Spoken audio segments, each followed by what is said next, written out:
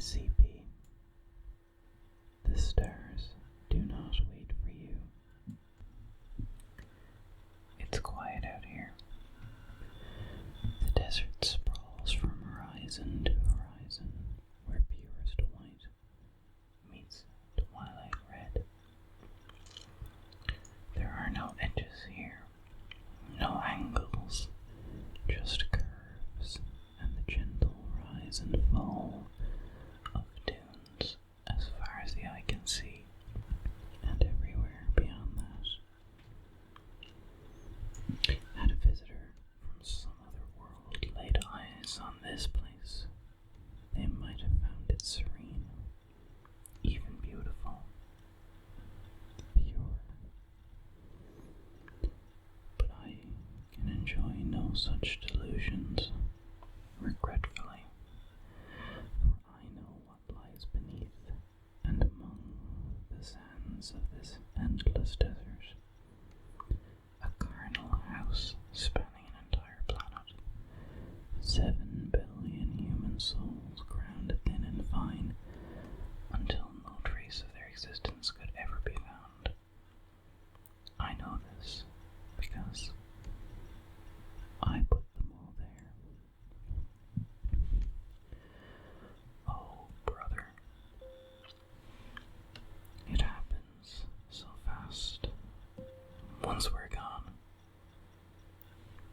It began the day you that I have never known, found my power.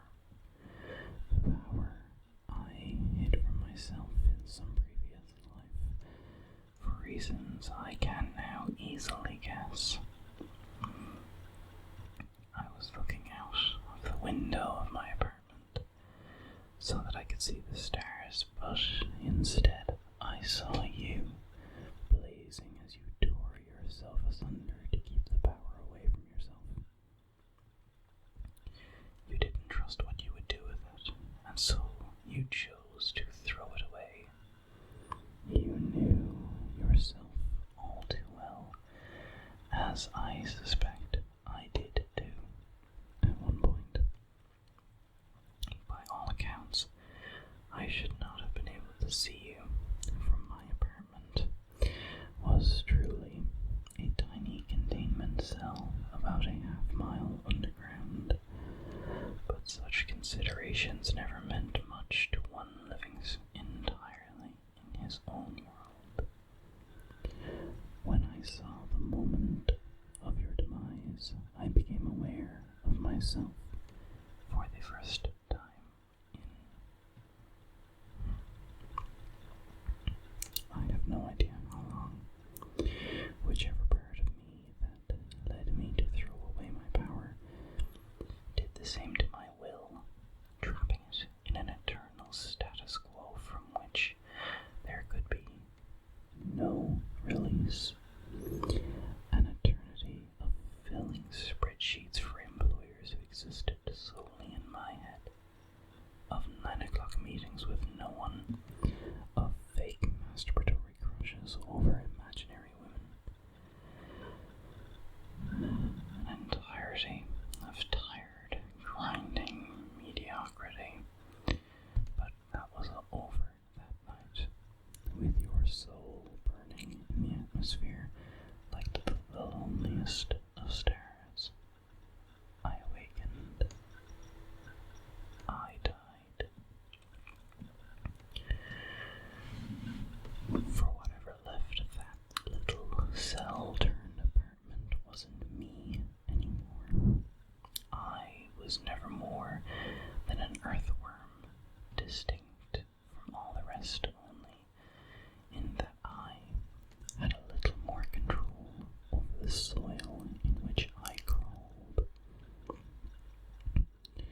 They never thought more of me than a minor reality bender, a bundle of introverted powers and neuroses that was very, very unlikely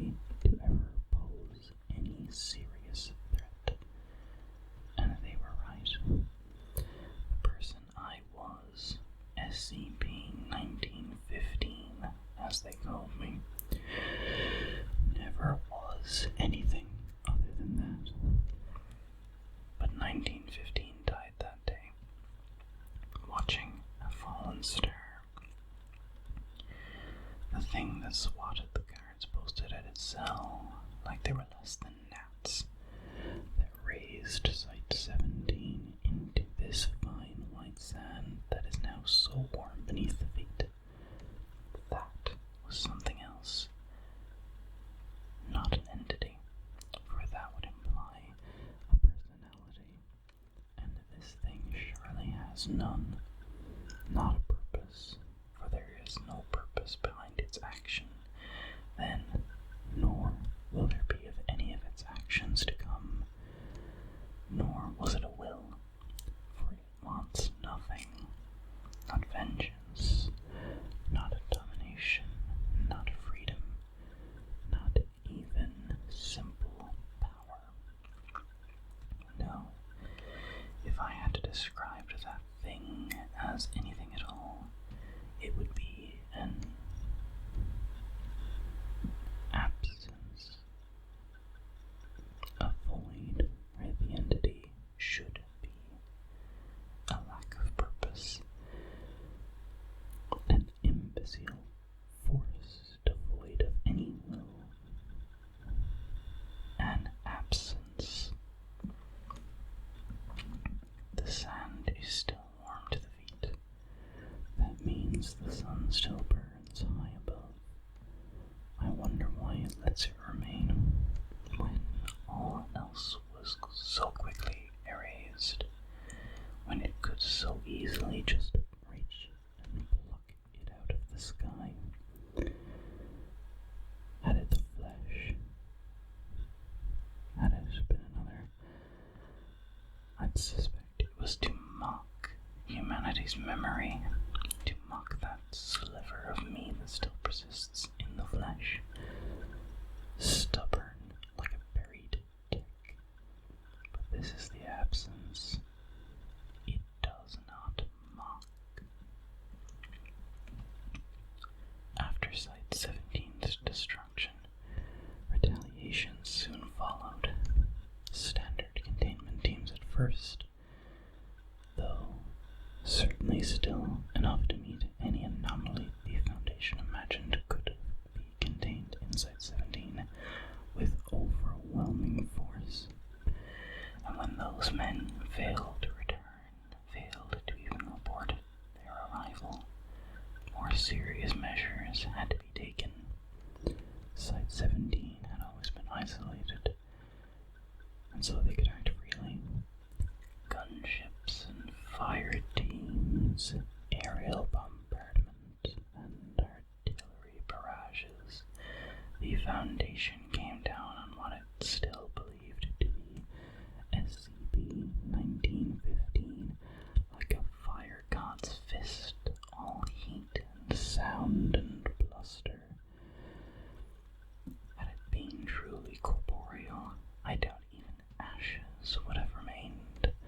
But whatever the absence truly was by that point, the tattered semblance of my flesh hanging around it had very little to do with it. It simply stood there and took it all in, and the fire Foundation's initial fury was soon spent. It then began to walk, and not too quickly either. For days it simply leisurely strode on while the Foundation threw everything it had at it. I watched from within my deadbolt as it walked, unfeeling, uncaring, and this desert followed in its wake, as inscrutable and unstoppable as its harbinger. We are not quite alone here. Some stubborn immortals persist to those wretched creatures. A continent away, an ancient man still walks, tormented by three mocking voices. He believed that one day he was the only one left. He would be allowed to rest,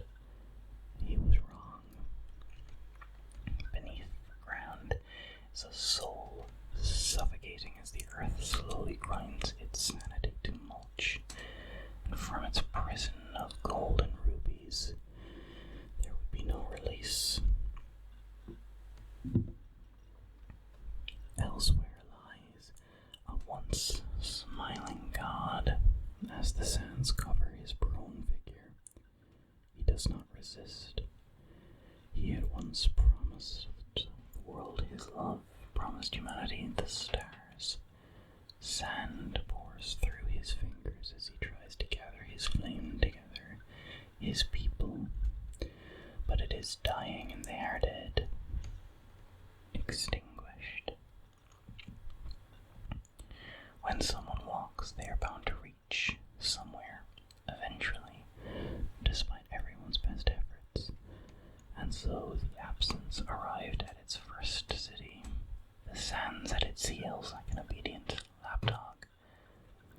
And oh, there have been villages and towns before that, but the absence didn't seem to care enough to bother them. It simply walked by, leaving them to the whims of the sands, which were only ever singular in their intent. But through the streets of the city it strode, as mobile task forces fought and fell to buy the civilian population just a few more minutes to evacuate. By this point, hiding what was truly going on became impossible. Of course, as street after street sank beneath that gentle, crawling tide, the Foundation had of course attempted to evacuate the city once it realized there would be no stopping the absence.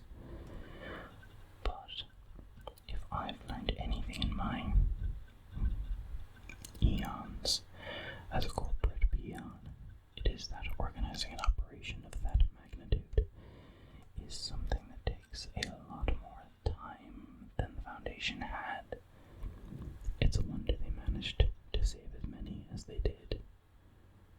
As for the rest,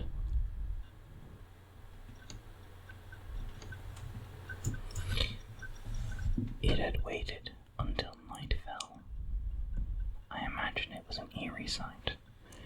That lone figure standing beneath the frozen light of other worlds in that empty intersection between financial and residential districts, where train tracks used to be, below the old steam locomotives went out of service and were never replaced by newer ones. Yes, it waited until it could see the stars, and then it burned. Without heat, without light, without life. It burned a hole through the city, and there was nothing to fill it in. Reality cannot suffer a vacuum, they always said, but the absence had shown how little it cared for reality. So it was gone, done, just like that. How does one explain something like that?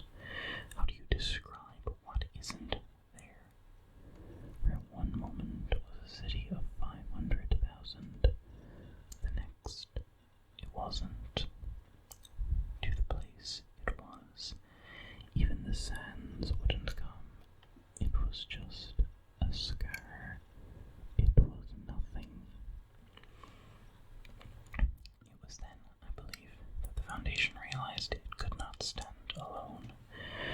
The next few months of the absence's march saw them turn to their sometimes allies, coalition mage killers and thermonuclear strikes, initiative paladins and holy relics, sniper rifle or sacred sword, burning inferno or divine retribution. The absence did not care. And soon, the Foundation had no allies left to turn to.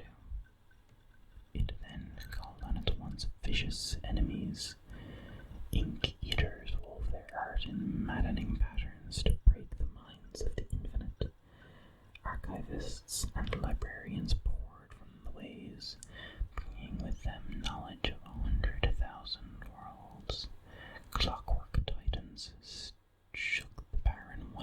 the sands with the thunder of metal. The absence did not care. Soon, the Foundation ran out of enemies. In a last act of desperation, they then committed their final, most painful betrayal. The Wardens unleashed upon the world their prisoners. Of these, I have made note, though I doubt the absence did the same. On the blasted wasteland that was once Boston, it was assailed by two brothers, one savage, the other somber, one violent, and the other reluctant. They nevertheless fought with a graceful unity to take the breath away. In their eyes, I saw that they did not know each other for a very long while, and that they fought so that they could have time to rectify this. I saw regret and hope, rage and desperation, but most of all, I saw a simple need to be. I would like to believe that you and I would have been like them had we met, brother. They fought with the fury of 1,000 years of solitude, and it did not suffice. In a wounded valley that had once been a part of the Black Sea, we came across a self-proclaimed god. There was nothing but confidence in his eyes as he threw reality itself into disarray, bent and twisted its most fundamental laws to bring upon the absence untold destruction. The earth rose and boiled and heaved, the air screamed with a belighted glee, and the god, he strode draped in a cloak of lightning, as time itself clawed at the absence with talons of utter unbeing, until the god came to meet the absence's lack of a gaze, until his eyes rested on nothing that lasted forever, until he did not suffice. Before the walls of Acre, as the ancient city was drowned by the desert, two figures approached us. One was four-legged and horned, its crown was ice, its eyes galaxies. Its whole was absolute power. The second was a man, simple, humble, but possessing a love of being that extended to the edges of the universe, compassion to pierce the deepest of hells, that had nothing to do with weakness. Of the two, I could not tell you which was more glorious or which was more terrifying. They met the absence with will alone, and when I felt it fall on us, I thought I would weep. Surely nothing could withstand such a presence. Surely nothing would want to. But the absence was less than nothing, infinitely less. I have told you what became of kind old Pangloss, of the other. Even less remains. For months they came, years and decades, alone or in groups, with ferocity or with blank stare. The Foundation's prisoners threw themselves at the absence. I could not hope to imagine the reasons behind the actions of every individual anomaly, but if I were to guess, I would say that the idea of sharing existence with a thing like the absence galled them to the point of madness, and I do not blame them. By the end, the prisoners ran empty. As the world dried up, as life was drained from it inch by inch and grain by grain, until only one city remained. I do not know by which power I was allowed to send my senses ahead of us as the absence marched towards that tottering bastion which held in its quivering embrace the very last of humanity. As the sands around us buried the last of the trees that will ever grow in this I felt each tiny mote of life in that sad place like a flame of a cheap candle moments before a typhoon hits. In these moments, as twilight danced in lurid reds and oranges of ivory, I sensed them all, and for you, brother, I witnessed.